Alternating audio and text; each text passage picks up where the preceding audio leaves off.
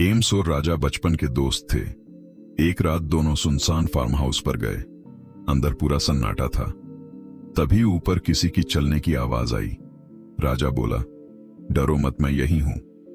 अचानक एम्स का फोन बजा। स्क्रीन पर लिखा था, एम्स कॉलिंग। राजा डरते हुए पीछे देखा।